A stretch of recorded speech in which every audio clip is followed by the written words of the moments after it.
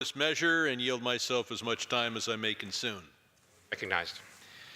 I rise in support of H.R. 3542, the Hamas Human Shields Prevention Act. This is an act that came before our committee and was adopted by voice vote unanimously. I was there. My hearing has been tested recently, and there was not one dissenting voice. I want to thank the Representative Wilson and Moulton for their leadership in authoring the Hamas Human Shields Prevention Act, and I'm proud to be a co-sponsor. This legislation calls out the cowardly use of human shields by Hamas and the Palestinian Islamic Jihad and sanctions anyone who supports or takes part in this horrific practice. Let us be perfectly clear about what's at stake.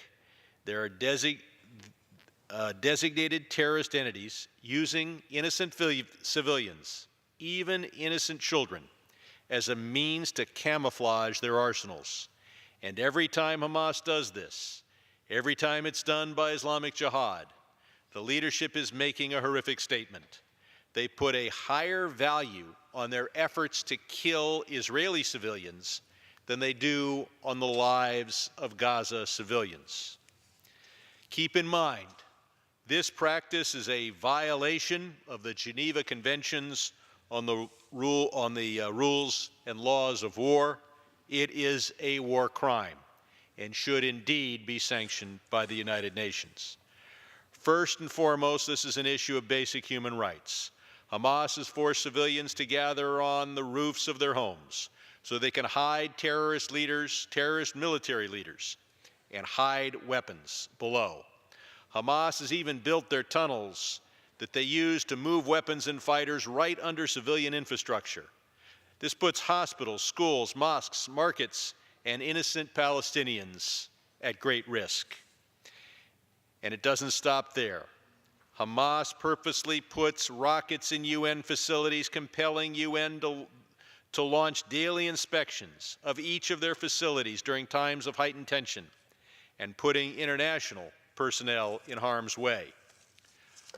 Hamas's use of human shields also raises important national security concerns for Israel, because unlike these Palestinian terrorist groups that seek to kill as many Israeli civilians as possible, in contrast with that, the Israeli Defense Forces are not blind and cannot be blind to the plight of innocent civilians.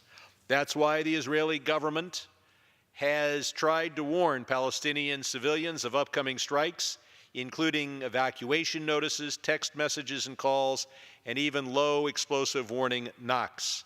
These warnings don't just give innocent civilians the opportunity to evacuate. They also put the terrorists on notice that strikes are imminent, giving them an opportunity to escape. The Israeli government has made an explicit decision. They care enough about warning and saving the lives of Palestinian civilians that they are willing to give an advantage to terrorist groups that are trying to kill as many Israeli civilians as they possibly can. The contrast, therefore, is astounding. While Israel has made bold investments in early warning apps on Israeli phones and developed the Iron Dome along with the United States to protect Israeli civilians from incoming missiles, Hamas makes no effort to protect Gaza civilians and engages in activities designed to cause Gaza civilians to be killed.